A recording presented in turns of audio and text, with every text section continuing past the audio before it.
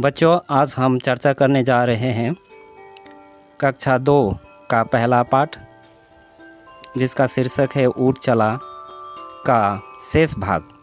तो पहला वीडियो में मैंने आपको इस कविता का अर्थ और उसका सारांश मैंने बताया था। तो हम उम्मीद करते हैं कि आपको समझ में आ गया होगा। तो आज हम देखते हैं कि इसका प्रश्न, और फिर हम दिखाएंगे आपको कि उन प्रश्नों का उत्तर कैसे लिखेंगे। तो चले देखते हैं।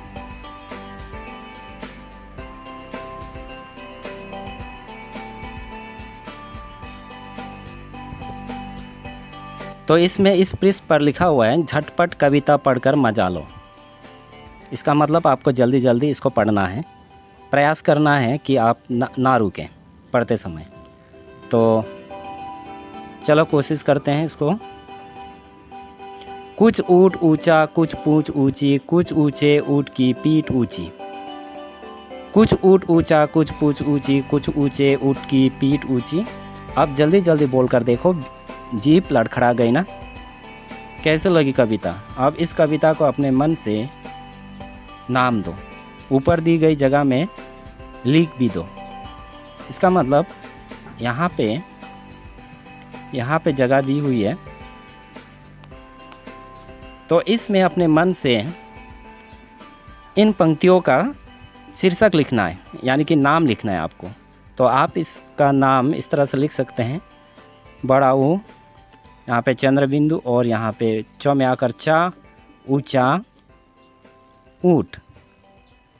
तो इस तरह से आप लिख सकते हैं। तो ये बहुत बड़ा आसान है लिखने के लिए। अब यहाँ पे आते हैं रेगिस्तान। क्या लिखा है? ऊँट रेगिस्तान में ज़्यादा मिलते हैं। नीचे 2 चित्र बने हैं। सही जगह पर ऊँट का चित्र बनाओ। तो यहाँ 2 जगह है, 2 जगह दी है। अब आपको बताना है कि कौन सी जगह पर ऊँट रहता है। तो आपका जवाब होगा, यानी कि आपको यहाँ पे चित्र बनाना होगा ऊँट का। तो यहाँ पर आप अपना ऊँट का चित्र बनाना पड़ेगा। और दूसरा प्रश्न है, बालू या रेत कहाँ कहाँ पर मिलती है? तो इसका ये प्रश्न और उत्तर मैंने अलग जगह पर लिखा हुआ है। तो आप उसको देखते हैं और हम उम्मीद करते हैं कि आप इसे अपने कॉपी पर लिखें, ताकि आने वाले समय में आपको इसमें अच्छी तरह से याद हो। तो बार बार लिखेंगे या कॉपी में नोट करेंगे तो निश्चित रूप से आपको याद भी होगा। हमारा प्रश्न और उत्तर। तो चलो प्रश्न पढ़ते हैं पहले। बालू या रेत कहाँ कहाँ मिलती है? यहाँ लिखा हुआ है बालू या रेत कहाँ कहाँ पर मिलती है। आपने देखा होगा बालू या रेत समुद्र व नदी के तट पर मिलते हैं। नदी के तट मतलब होता है नदी के किनारे। और दूसरा, ऊँट कितना ऊंचा? तो इसका जवाब यहाँ पे लिखा हुआ है, तुम्हारी कक्षा की दीवार जितना। दूसरा बॉक्स में है हाथी जितना। और तीसरा बॉक्स में बिजली की खंबे जितना। तो बिजली यहाँ पे गलत हुआ है, तो यहाँ पे ई की मात्रा देना है, बिजली के खंबे जितना। और अंतिम में दिया है आम के पेड़ जितना। तो आगे, और हाथी कितना मोटा? तो देखते हैं। तो यहाँ पे लिखा हुआ है तुम्हारी माँ के संदूक जितना।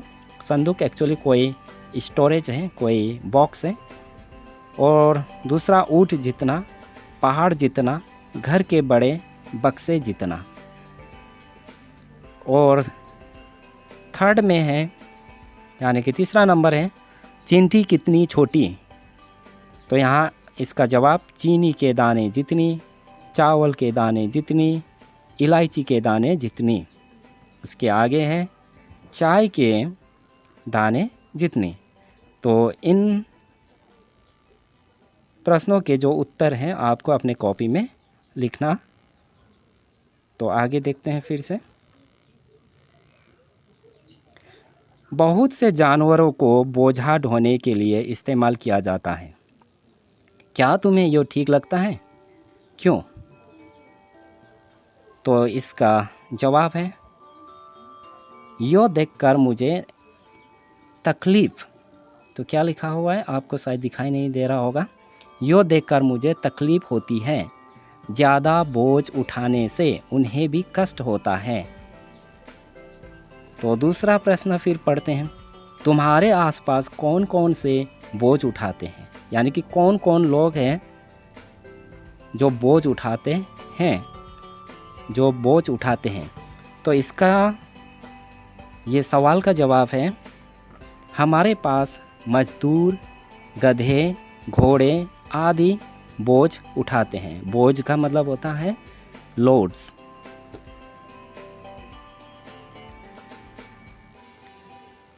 और आगे पढ़ते हैं।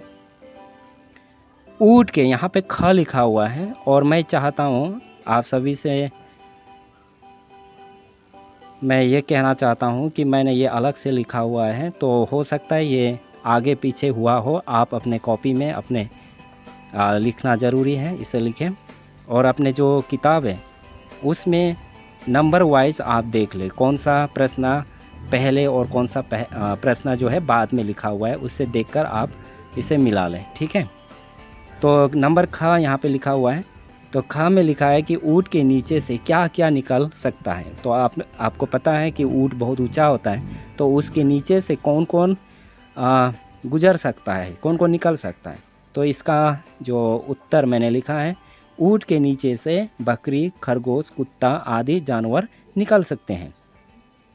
अब नंबर ग में लिखा हुआ है कि किन किन चीज़ों की मदद से ऊँट पर चढ़ोगे।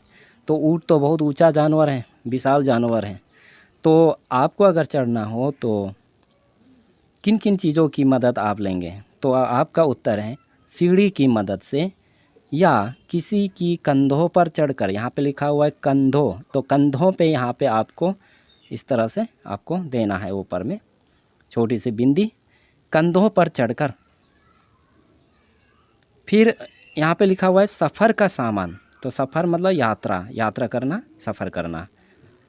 तो पढ़ते हैं, ऊंची गर्दन, ऊंची पीठ, पीठ उठाए, ऊँट चला।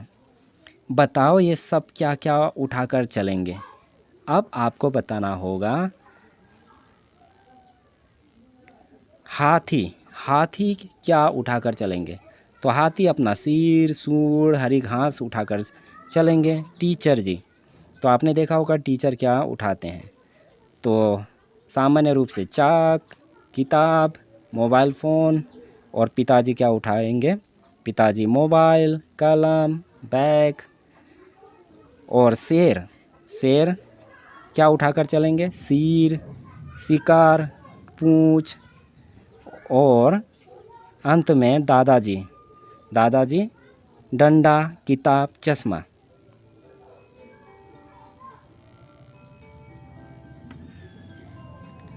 तो इस तरह से बच्चों आपकी कक्षा 2 की हिंदी का पहला पाठ, जिसका शीर्षक है ऊँट चला, का जो पाठ है यहीं ख़त्म होता है। और दूसरा पाठ हम आगे वीडियो में चर्चा करेंगे। तब तक के लिए नमस्कार।